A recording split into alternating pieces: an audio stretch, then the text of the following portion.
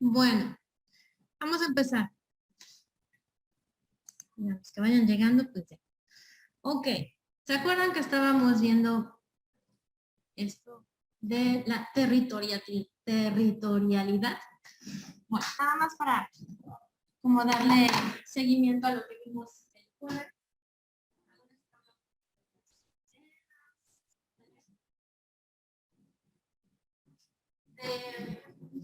Cómo es cada estado debía delimitar su propio territorio precisamente para ejercer en él su soberanía y no irrumpir en la soberanía del otro. ¿Sale? Me ves con cara de... Ok. Bueno, acuérdense también que hablábamos sobre el espacio aéreo, el espacio terrestre y el espacio marítimo. Cada uno de ellos está limitado, ya sea por líneas imaginarias o por líneas naturales o artificiales en el caso de las fronteras. ¿Vale? Bueno. Acá me regresé tantito a lo que es la soberanía territorial, que acuérdense habíamos dicho que nació en la época feudal precisamente para limitar un poquito el poder absoluto del monarca. Y bueno, en la Constitución, en la de nosotros, está establecido en el 39, donde dice que la soberanía nacional reside esencial y originalmente en el pueblo, el cual lo va a ejercer a través de los poderes de la Unión. Y ya, ¿sale? Si lo queremos ver localmente, nos iríamos a las constituciones de cada uno de los estados, ¿sale? Y acá, lo que hablábamos sobre los jueces, la función jurisdiccional. Como juez estás obviamente autorizado nada más a emitir resoluciones, llevar esto, llevar el otro en asuntos dentro de tu jurisdicción. Cuando lo hablamos de manera internacional, pueden ayudar a otro juez, pero no pueden meterse más allá, ¿sale? En el caso de los jueces internacionales. Incluso les comentaba el ejemplo de un estado a otro, ¿sale? No puedes intervenir.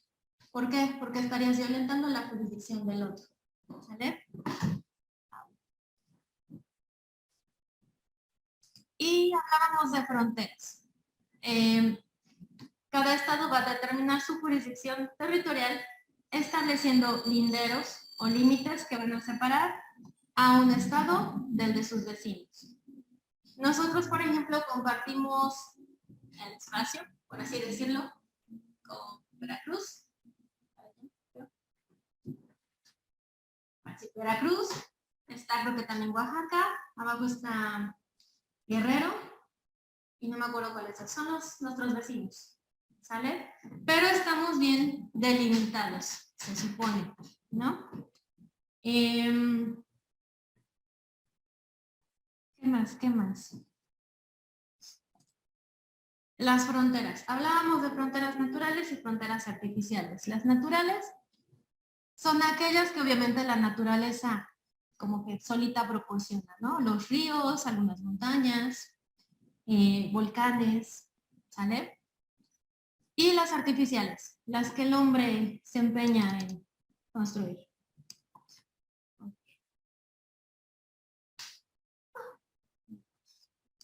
Esta ya la habían visto.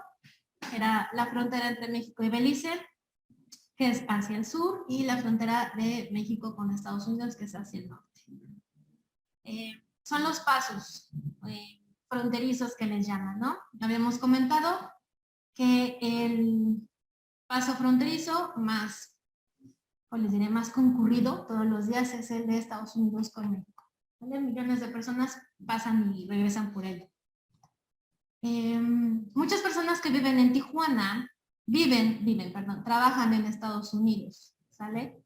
Y asimismo muchas personas que viven en Estados Unidos vienen a, digamos, a hacer compras o a gastar aquí en México porque es más barato, se supone, ¿no?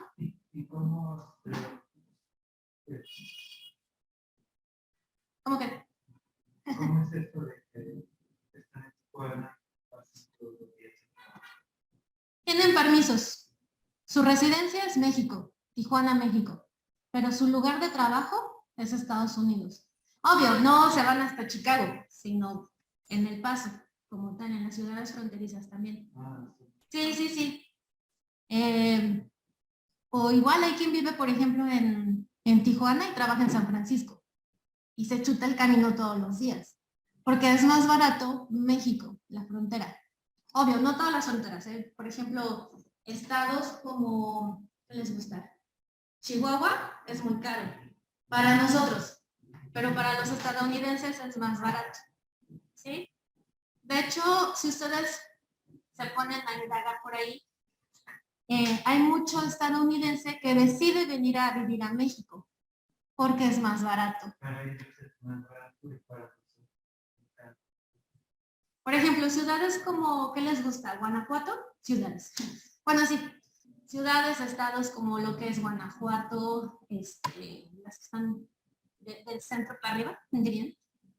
Para ellos son muy atractivas porque son baratas. Para nosotros, como de turista, y le andas ahí como regateando, ¿no? Sí, por la discrepancia con lo que es el dólar y el peso, ¿sale?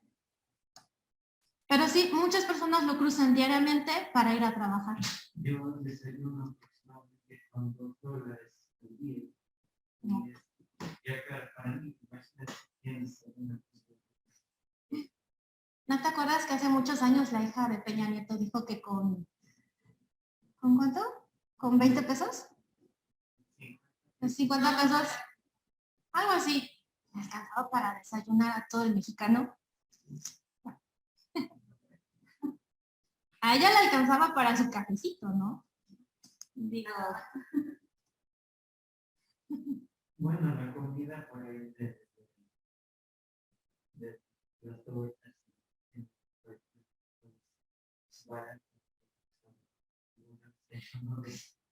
Porque es, en primera es a lo que estamos acostumbrados, porque es realmente lo que desde hace siglos se comía, ¿no? El atole, el chile atole, todo eso. Las tortillas, ¿no? En mi casa, que es su casa, cuando no compro tortillas es un drama. O sea, mis hijos es así, tortillas, pero es que no, o sea, ¿cómo chilaquiles con tortillas? Que queremos tortillas. Ay, y ahí va la mamá a comprarles tortillas a los niños. ¿Sale? Ellos su desayuno es totalmente diferente, ¿no? Ahora, si eres de la high, pues sí, ¿no? El cafecito del Starbucks. Yo les soy honesta, hace unas semanas, me regalaron un té de Starbucks. La cosa más horrible que he probado en mi vida. Y le costó a mi tía como 50 pesos. No logras esto, ¿no? Una cosa así. Y yo dije, por eso pagaste, tía. Y mi tía, es que era lo más cercano. Bueno, ¿no? Si tienes el poder adquisitivo, lo disfrutas. Pero si no, dices, con 50 pesos me compro un jugo de naranja, una memela, una torta de tamal, y hasta te sobra, ¿no? Pero bueno, sería más o menos el caso de los estadounidenses y nosotros. Digo, si vas a ir a Estados Unidos a gastar dinero, porque vas a ir a gastar dinero a hacer compras, bueno, son tus finanzas, ¿no? Pero para ellos siempre es más barato venir. Porque los chicos, los de allá, los estadounidenses, cuando terminan la educación, no la educación básica, lo que es el high school de ellos, porque siempre vienen a México a hacer sus fiestas. Esto es más barato, ¿no? Entonces, pues digo, nosotros vayamos allá de vacaciones por viaje de graduación. ¿Vale? Pues yo no sé por qué, profa. ¿Qué? Porque las mexicanas son más bonitas que las estadounidenses, la neta. Pues mira, ahí sí no sé. A mí las mujeres no me gustan. Habríamos que preguntarle aquí a Gerardo, si es cierto. No sé. Bueno, también va a depender mucho del gusto de cada persona, ¿no? Digo, hay a quienes les gustan las mexicanas, hay a quienes les gustan las estadounidenses, porque son rubias de ojos claros, ¿no? Nosotras somos de otro color más bonito, ¿no? Pero bueno. ¿Quién sabe a Brian? A lo mejor a Brian le gustan las mexicanas, pero habrás de tener tu tipo de mexicana, ¿no? Porque te gustan todas. No manches. Ok, Bueno. Ok. Ay, con esto. A mí nunca me dejaron ir a Asia precisamente porque decía mi mamá, no, porque si te dejo ir a Asia de vacaciones, cuando había dinero hace muchos años, cuando yo era joven, capaz que te quedas allá y te casas con un asiático. A mí me gustan los asiáticos. No solamente el coreano, el japonés y el chino, me gustan los turcos y los hindús, ¿no? Y los rusos más o menos. Pero mi mamá decía eso, no, capaz que te quedas allá. No, pues no me dejaron ir. ¿Vale? Pero bueno. Hasta la fecha no creo que me dejen ir. Ahora. Sí. Ayer que estaba buscándoles datos para el siguiente tema, estaba leyendo, vamos a hablar un poquito sobre lo que es ya el control poblacional, ¿no? Pero muy poquito, lo vamos a tocar pero así pintadito. Y estaba leyendo sobre las naciones que para el 2030, o sea, en 9 años, van a tener una población mayormente anciana. Entre ellos, Japón. Japón para el 2030 va a haber un desequilibrio en la población en edades asombroso. Casi el 60% de su población va a ser mayor de 60 años y la población que la tiene que mantener, que es más o menos un 20%, porque los demás están en el medio, son la clase trabajadora o los que están en edad de trabajar. O sea, imagínense mantener un 20% de población, mantener a un 60%, es demasiado para ellos, ¿no? Incluso han estado haciendo, ofreciéndoles apoyos económicos de casas y yo te mantengo a los niños 2, 3 años y la educación es gratuita. Sí, el problema es que precisamente con esto de la sobrepoblación también en China, hay mayor población masculina que femenina. Entonces, digo, aunque los japoneses se quieran casar, la pobre japonesa se va a tener que casar como con 4, ¿sale? Porque no hay mujeres, ya no hay tantas mujeres en Asia. Otro es la India. La India, al contrario, lo que va a hacer es que va a equilibrar su población, ¿sale? 50% muy ancianos y el otro 50% pues más o menos mi edad, 30, 40, 50, ¿no? Más o menos. Y uno que va a sobrepoblar el planeta es un país de África, creo que es Nigeria, me parece. Para el 2030 va a triplicar su población. O sea, ¿se imaginan? Yo dije, México va a aparecer ahí. No, México no. México como que va a equilibrar a la población, ¿no? Digo, yo contribuí con 2. Por ejemplo, el grande en 10 años ya va a ser universitario. Entonces, la mamá ya no va a ser tan trabajadora, tan productiva, pero ahí vamos, ¿no? Pero México no está dentro ni de los que van a bajar la población, ni de los que la van a aumentar. Otro país es Italia y es España. Igual, en 9 años, bueno, 8 ya casi, su población va a disminuir drásticamente.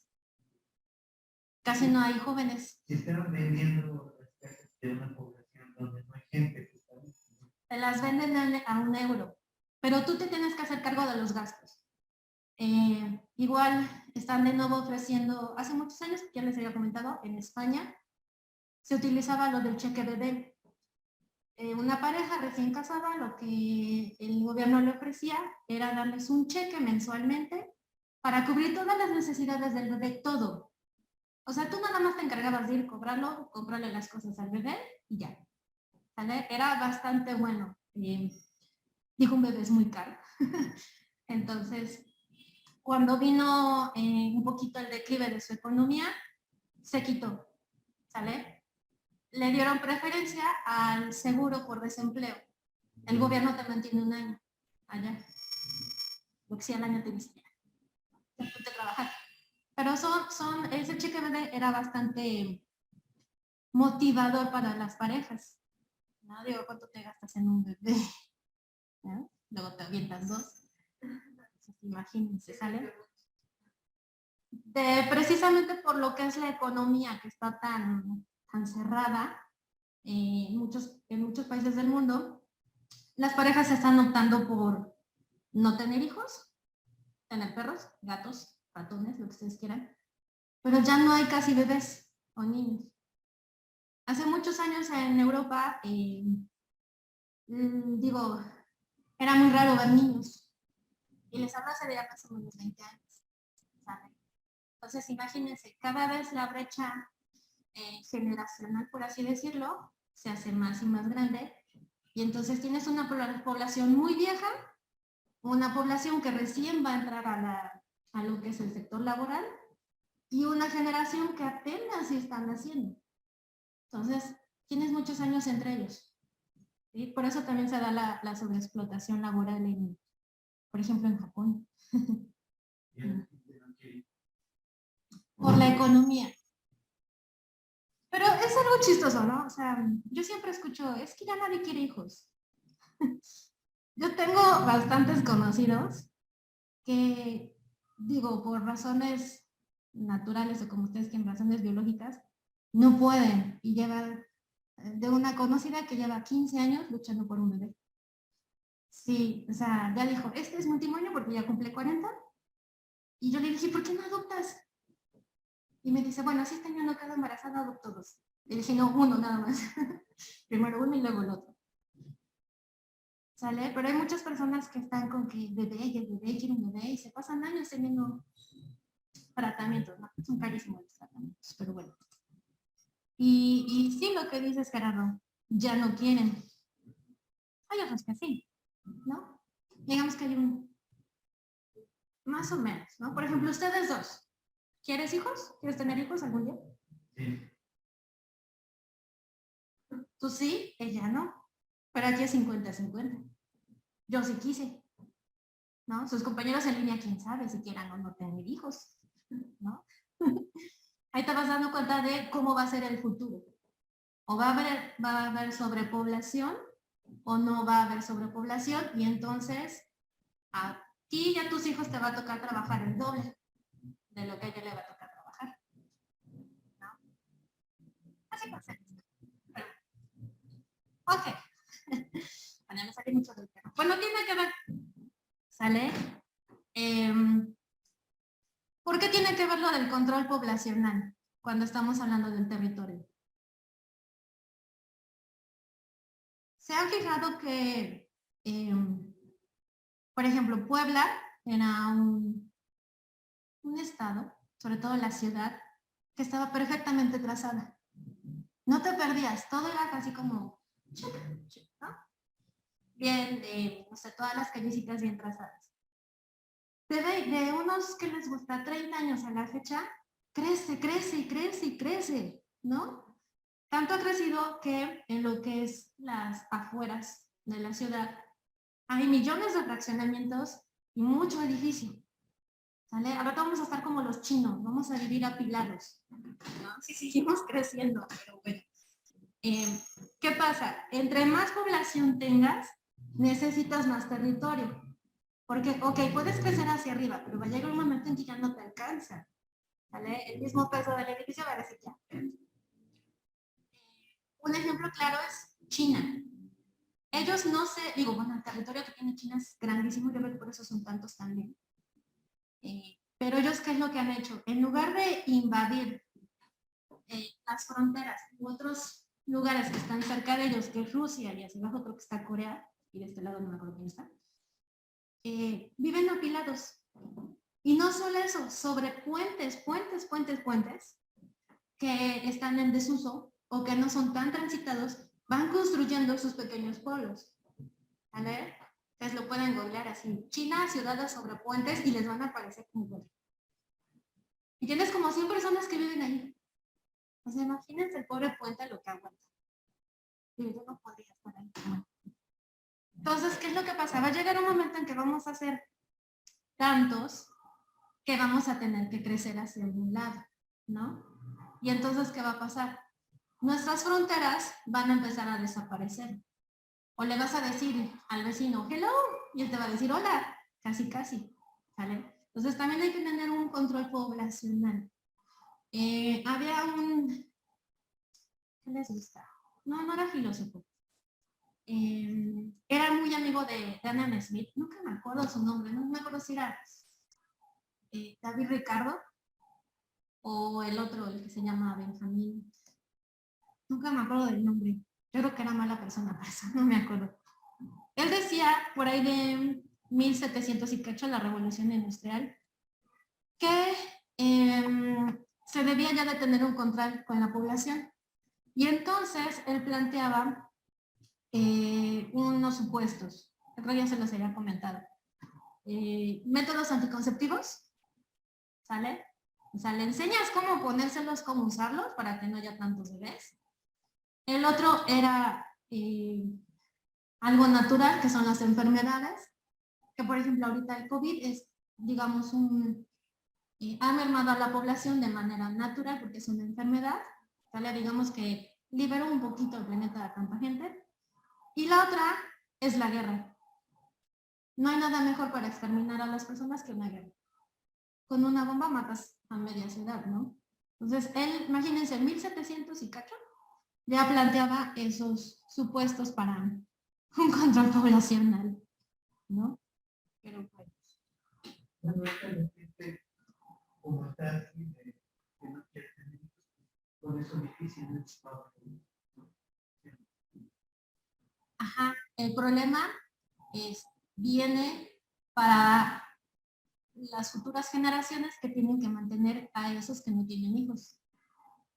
Cuando tengan 70 años ya no pueden trabajar. ¿Quién los mantiene? La fuerza laboral, ¿no? Es como en China. Se quitó la política tan estricta de un solo hijo, que por eso es que hay tantos varones también en China, porque preferían al varón que a la niña, por eso los abortos selectivos. Pero lo que ahora ocurre es que, digo, tienes a los padres que ya son muy ancianos y necesitas que alguien los cuide. El gobierno te apoya para cuidarlos, ¿no? Pero o cuidas a tus papás o cuidas a tu esposa y a tus hijos si es que quieres. Entonces, la mayoría de los chinos están optando por no casarse.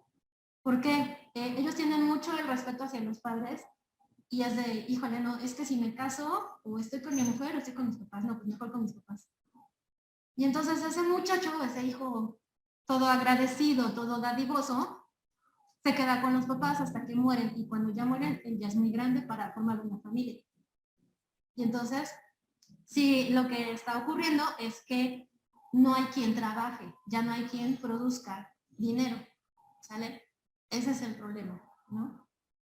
Y ahora les están dando los están incitando y motivando a que tengan 2 hijos, porque ya no hay.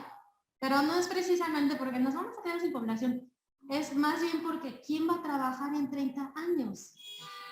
¿Los ancianos o los muy pequeñitos? No puedes, ¿vale? Nosotros no vamos a sufrir de eso, no se preocupe. Tenemos mucho niño. ¿Sí?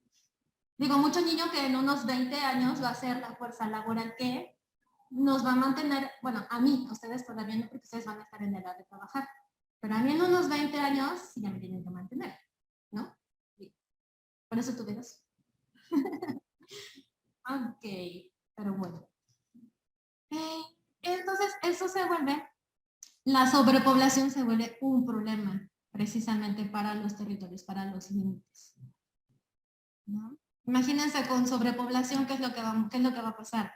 Vamos a invadir todos aquellos espacios que, digamos, están protegidos o que están destinados para los animales, ¿no? Las reservas. O algunas islas que estén disque abandonadas, ¿no? Pero bueno. Ok, después de este breviario cultural, voy por acá. Ok, chicos. Chicos en línea, ¿algún comentario aparte de Brian? Por mi parte, no, profesora. Gracias. Ok. Ahora, hablábamos de los derechos territoriales del Estado, ¿vale? Es precisamente donde cada Estado ejerce su soberanía. Y las partes de los derechos territoriales de los Estados que vamos a encontrar es el subsuelo, el espacio aéreo, la zona marítima económica, exclusiva, ahorita se las voy a mostrar. Ah, ya te lo cambié. ¿Vale? Acá en el espacio aéreo dice, acá como superestante es algo así como más allá, ¿sale? Más allá de lo que el territorio podría alcanzar. Y tiene que ver precisamente con el territorio, con las aguas marginales, que se considera como espacio aéreo, el que está en el territorio propio, ¿sale? Me dan de cuenta que de nuestras fronteras hacia arriba, ¿sale? Más o menos. La ocupación del espacio aéreo está estrechamente relacionada con el crecimiento, en tanto en cuanto se destine para edificios, construcciones, puentes, es decir, crecer hacia arriba. ¿Qué es lo que muchos países hacen? ¿No? ¿A dónde apilas a tanta gente? Lo que mencionabas de los chinos. ¿Nunca han visto los super mega, como los Infonavits de nosotros? No, los de nosotros se quedan, pero cortitos. Con donde viven los chinos, las zonas más pobres. Es impresionante, son, híjole, no sé, son como 100 edificios, como de 60 pisos cada uno, y así. No sé, yo creo que en cada piso hay como 50 o 60 viviendas. Y están todos apilados. O sea, imagínense la cantidad de gente que vive ahí. Si ya dices, mira el Infonavit, qué grande, por mi casa hay un, bueno, por mi casa no. O por donde vivía yo antes hay un Infonavit. Y son como 30 edificios, ¿no? Como de 6 pisos. Y son 2 departamentos por cada piso, ¿no? Y ya dices, mira qué grande el Infonavit. O no sé, el de Agua Santa. ¿Qué es Agua Santa, no? Para nosotros es grande. Uy, pues perdón. No, me refiero a la cantidad de gente, Brian. O Uy, sea, perdón por ser pobre. no. El hecho de que tengas una casita de Infonavit no quiere decir que seas pobre. Quiere decir que eres una persona muy trabajadora y que por tu No podía dar otro esfuerzo... ejemplo como San Bartolo, Mayorazgo. ¿Por qué Agua Santa? ¿Por qué mi colonia toda preciosa? Por una razón, Brian, a lo que yo me refería era a la cantidad de edificios que para nosotros, es decir, mira qué grandes. Si ustedes vieran lo que hay en China, no, se quedan cortitos los de acá, realmente. Pero bueno, ¿no? ¿Qué podemos decir? Entonces, esos conjuntos habitacionales de las familias microcasitas que sean cortos, Lo que es son las zonas pobres. Sí, porque los ricos, bueno, sí viven en edificios inmensamente grandes, pero, híjole, en cada piso hay 2 departamentos y son como una casa. Nunca he entrado, me he sentido siempre rara de entrar ahí. no, de la vista. Sí, una casita. ¿Qué pasan? Como 5 millones, ¿no? Más o menos. Tengo 5,000 pesitos. Y eso acomoda dificultades si lo quieren. Ok, pero bueno, sí, crecer hacia arriba. Un ejemplo de crecer hacia arriba son los Emiratos Árabes. Casi toda la población vive en edificios, pero bueno, ellos son muy ricos, la mayoría. ¿Vale? Ok. Bien, acá, nada más para hacerles la aclaración. Las famosas aguas nacionales, acuérdense de sus clases de geografía, por ahí de primero de secundaria. Bueno, no sé, yo vi geografía en secundaria, mi hijo ya la ve en primaria. Ha cambiado mucho el mundo. Las aguas nacionales son las que están formadas por las aguas dentro del límite de las fronteras terrestres y las líneas de base a partir de las cuales se comienza a medir la extensión del mar territorial. ¿Vale? Después tenemos la famosa plataforma submarina. En la Convención de Ginebra se definió que la plataforma submarina se usa como referencia al suelo y al subsuelo de las áreas submarinas adyacentes de las costas, pero ya están fuera del mar territorial, ¿sale? Acá nos habla de hasta una profundidad, o sea, hacia abajo, de 200 metros, o más allá de ese límite, siempre y cuando la profundidad permita la explotación de recursos naturales, ¿ok? Por ejemplo, México tiene las famosas plataformas de Pemex y están bastante alejadas de la costa, ¿sí? Si eso no fuera de nosotros o no existiera esta delimitación, no sé, a lo mejor serían propiedad de otro país, de otro estado, pero son de nosotros y nosotros, bueno, de México, lo explota, ¿sale? El petróleo que es tan importante, ¿no? Ok. Después, el mar territorial. Es el espacio marítimo situado entre el mar nacional y alta mar, ¿ok? Va a formar parte del estado. México establece 12 millas como derechos sobre el mar territorial, ¿sale?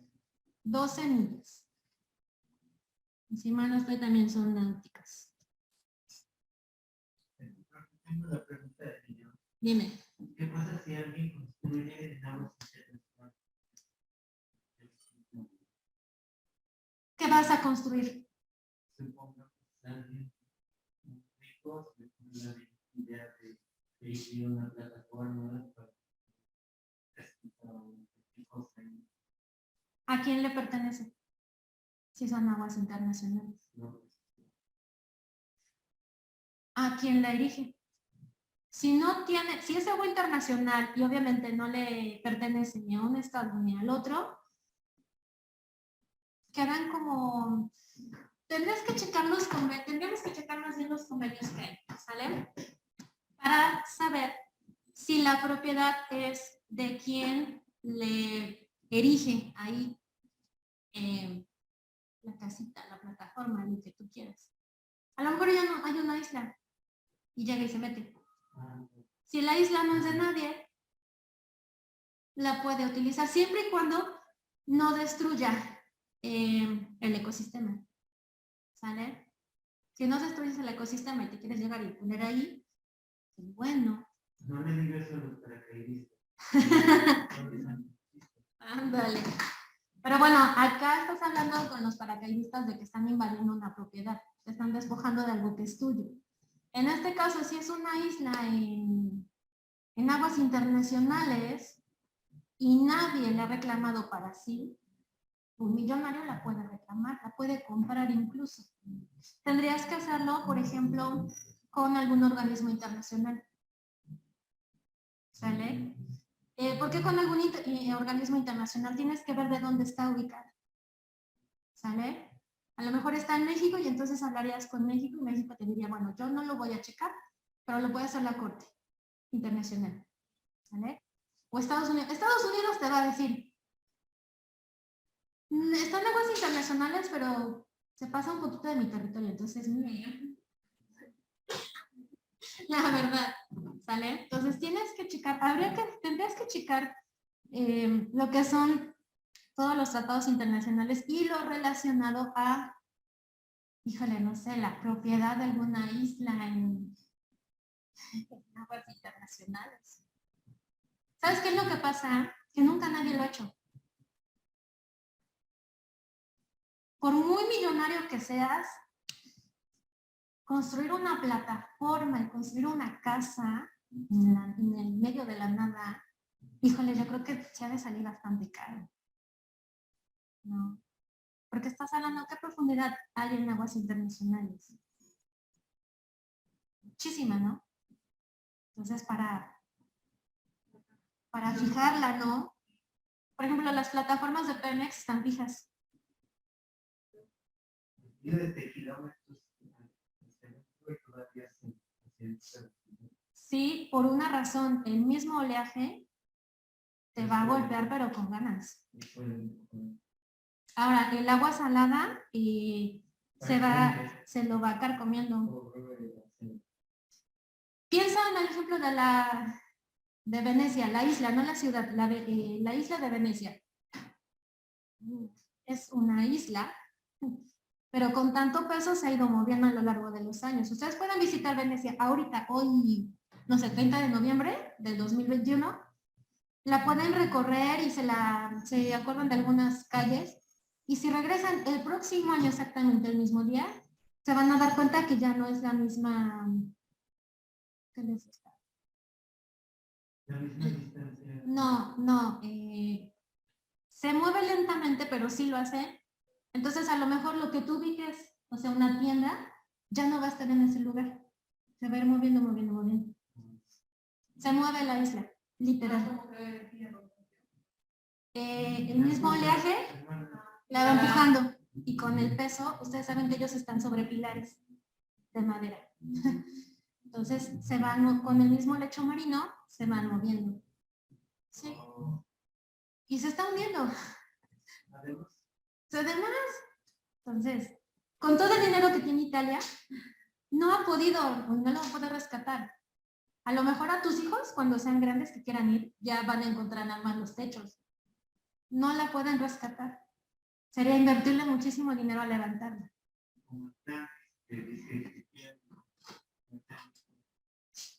No hay, ¿sale? Entonces, pero lo que te decía del mar, del agua salada, allá hay iglesias que no es que sean blancas porque así las construyeron, sino que la misma erosión de la sal las ha ido blanqueando.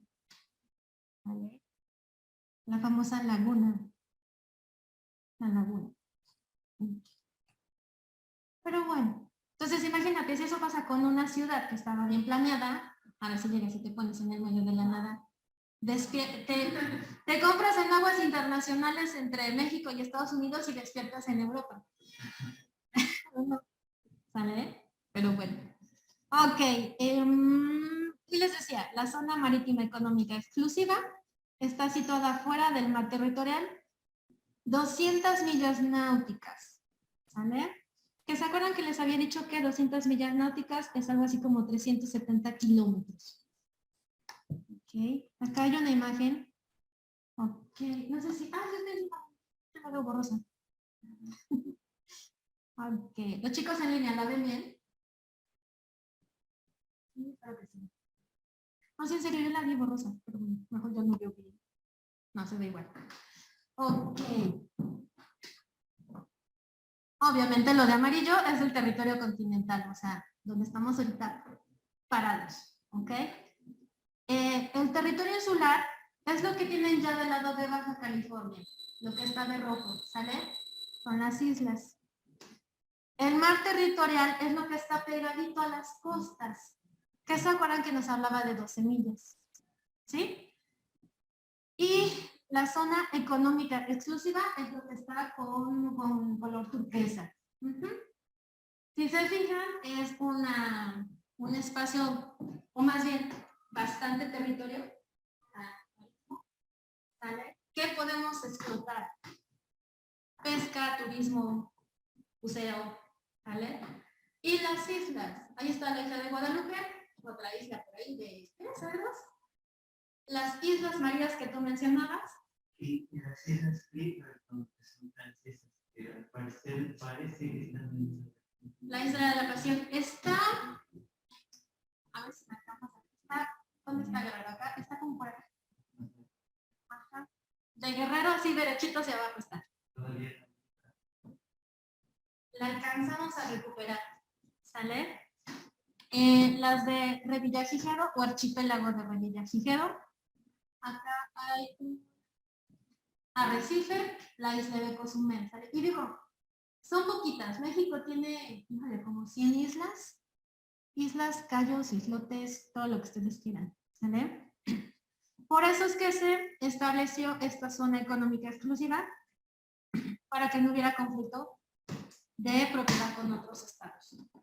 ¿Ok? Las islas ya sea que nos proporcionen recursos naturales o turismo, ¿sale? Para eso es que tenemos tantas islas. ¿De acuerdo? Ok. Ahora, el espacio aéreo.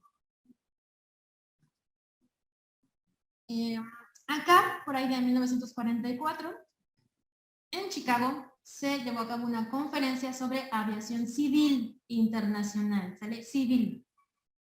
Y ellos debatieron tres problemáticas acá. Primero, la internacionalización, ¿vale?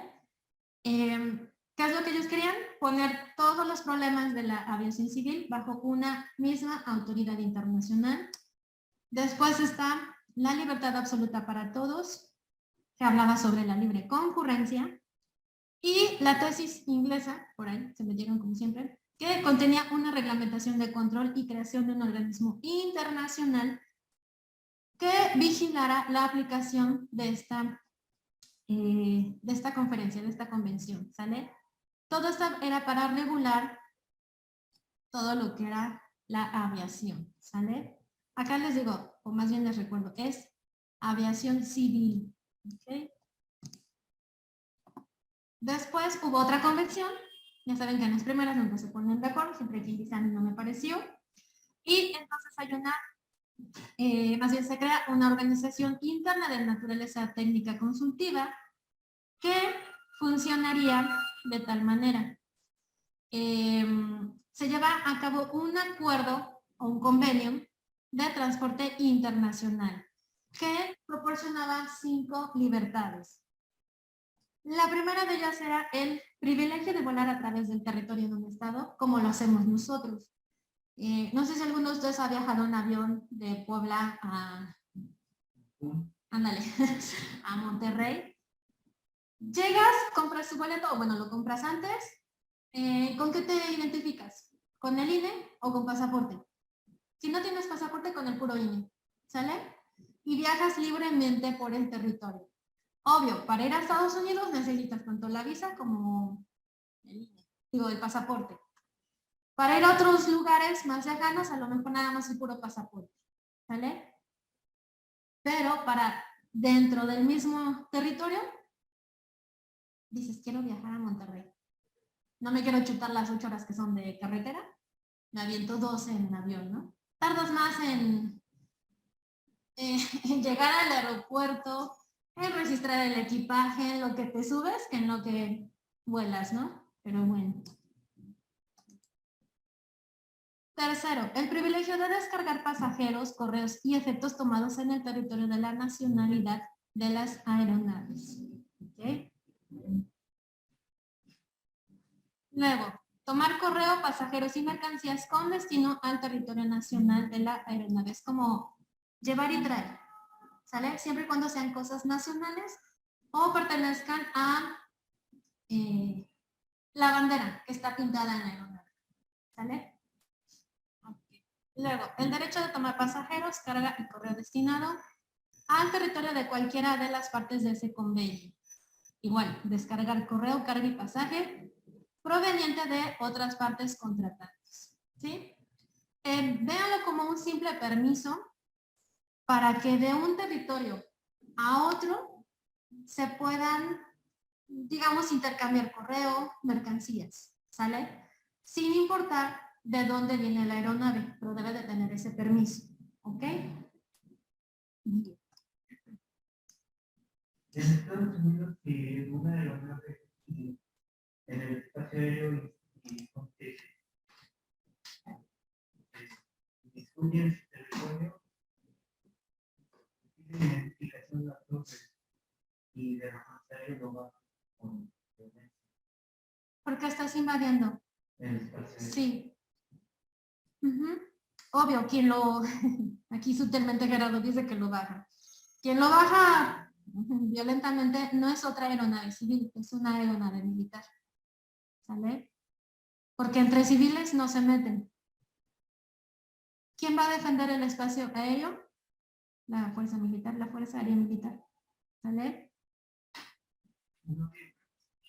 Se identifica de lo que podría disparar. Así es. Cuando comenzó esto del terrorismo, pues obviamente hubo muchos ataques vía aérea, ¿sale? Entonces, en ese momento tienes que decidir si traes si va entrando a tu territorio aéreo una aeronave secuestrada con terroristas, tu deber es proteger a tus ciudadanos, no a los que vienen en el avión, porque no son tuyos, ¿vale? El deber de proteger a los que vienen en el avión es de donde salió la aeronave. Ahora, Si son tuyos y ya vienen de regreso, pues entonces sí intentas negociar, ¿sale? Pero, digo, no sé, hay muchas películas y lo más ejemplificativo, no sé si existe esa palabra, el ataque a las Torres Gemelas. Digo, cuando fue, ni cuenta se habían dado de que se habían estrellado los aviones en las Torres Gemelas, porque los mismos pilotos no pudieron avisar, ya no estaban vivos. Y el único que más o menos pudo hacer algo fue el avión que se estrelló en el Pentágono, que los pilotos hicieron todo lo posible para evitar que fuese más grande el desastre, ¿no? Con el avión. Y entonces trataron de pilotear, ¿sí? La ventaja que ellos tuvieron, por así decirlo, este último avión, es que ya tenían noticias de los otros dos, precisamente por las torres de comunicación. Bueno, las torres de... Sí, las torres de comunicación. Y entonces, digo, ha habido también películas y eso, de que los mismos pasajeros trataron de evitar, ¿sale? En cambio, los otros dos que fueron a parar a las Torres Gemelas, pues ni cuenta se dieron. Ni se pudieron despedir casi, ¿no? ¿Por qué el gobierno de Estados Unidos no hizo nada? Porque tampoco se enteró.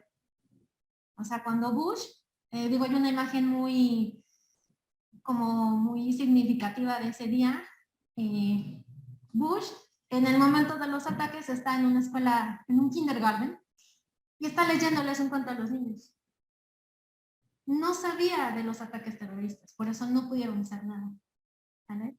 Entonces, que de hecho, si ustedes observan esa imagen, el libro lo tiene al revés. Por eso se especulaba que él ya sabía de los ataques y que lo dejó. Y también se especulaba que él mismo propició los ataques, ¿no? Porque tiene el libro al revés. Digo, a lo mejor, ¿no? Estás escuchando a los niños y ni cuenta te dicen cómo tenías el libro, ¿no? Pero bueno. Con la intención de tener una excusa para ocupar ya posteriormente, ¿no? Él quería una guerra igual que su papá, igual que papá Bush. Acuérdense que a Bush le tocó, a Bush papá, le tocó la guerra de Vietnam. Y él quería su guerra. ¿Vale? Cosas de la vida. Ok, chicos. Los chicos en línea están así como de, ajá. Bien. Por ahí de 1970 surgió la Organización de la Aviación Civil Internacional, que es un organismo de carácter técnico que se encarga de unificar todo lo que son las reglas de la navegación aérea. ¿Sale? Ok, y en México hay algunas disposiciones legales que regulan exclusivamente el espacio aéreo. Está la Ley de Aviación Civil, va a regular la explotación, uso o aprovechamiento del espacio aéreo sobre el territorio nacional y es de jurisdicción federal. ¿Sale? Después está la Ley de Celebración de Tratados, que son acuerdos que realiza con otros países, donde se plasman tal cual las cuestiones legales que convengan a los estados. La Ley de Aeropuertos, que regula la construcción, administración, operación y explotación de aeródromos civiles. Y cuando no hay una, ya saben que siempre hay lagunas en todos lados, cuando no hay una disposición, se aplican la Ley de Vías Generales de Comunicación, la Ley de Bienes Nacionales, la Ley de Procedimientos Administrativos, incluso el Código de Comercio, el Código Civil para el Distrito Federal en materia común y toda la República, lo referente a materia federal y procedimientos civiles. ¿Sale? Son como las que van a subsanar aquellas lagunas que se encuentren. ¿Vale? Ok. Por ejemplo, lo del nuevo aeropuerto, que sí, que no, que sí, nada más se desperdició dinero. Teóricamente la ley de aeropuertos tendría que haberlo regulado, ¿sí? Para que ustedes puedan construir un aeropuerto, tiene que estar lejos de, vamos a decirlo así, de la civilización, ¿no? Porque imagínense el escuchar y la vibración y todo es bastante molesto. Por donde yo vivo, todos los días escucho que les gusta como 3, 4 aeronaves, bueno, aviones, que vienen desde Huejotzingo. ¿Vale? Entonces, las ves pasar y las escuchas bastante, ¿no? Ahora no me quiero imaginar los que viven a 10 minutos del aeropuerto. Hay una playa en España que es, Está en el aeropuerto. y van los turistas a ver el despegue, ¿no? Y hubo varios accidentes por el empuje. Entonces, es que imagínate, pones atrás de la turbina, de milagro no te succiona. ¿Vale? Hay muchas partes del mundo donde la sobrepoblación ya hizo que no haya este espacio libre. ¿Sí?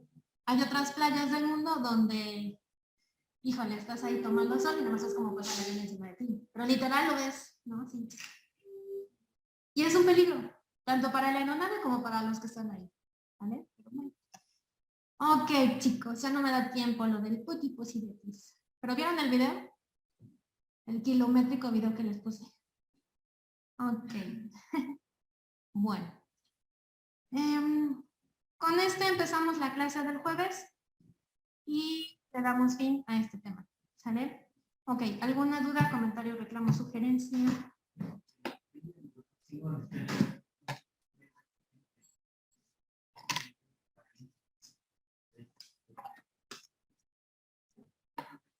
Pero tienes la población. Si está separado, ¿vale? O sea, es un camino muy largo para ir al aeropuerto y muy peligroso, por cierto. Bueno, no sé. Yo recuerdo hace muchos años que pasé por ahí. Estás todo solito y a los lados tienes como el pastizal, ¿no? Se decía que te asaltaban y todo eso.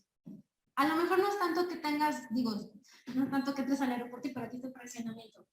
Pero el ruido que hace un avión al despegar o al aterrizar, aunque estés a kilómetros, es molesto. Y digo, imagínate vivir cerca de un aeropuerto. Se desconchimpla el avión y ¿no? Te cae encima. Ok, chicos, en línea, ¿alguna duda? Ya nos vamos, despierten. No, profe, ninguna. Okay. Bueno, si no vieron el video, véanlo para que lo platiquemos el jueves, ¿sale? Que tengan buen día. Adiós. Gracias, profe. Hasta luego. Buen día. Adiós, Jessy. Gracias, profesor. Hasta luego. Adiós, Carlita.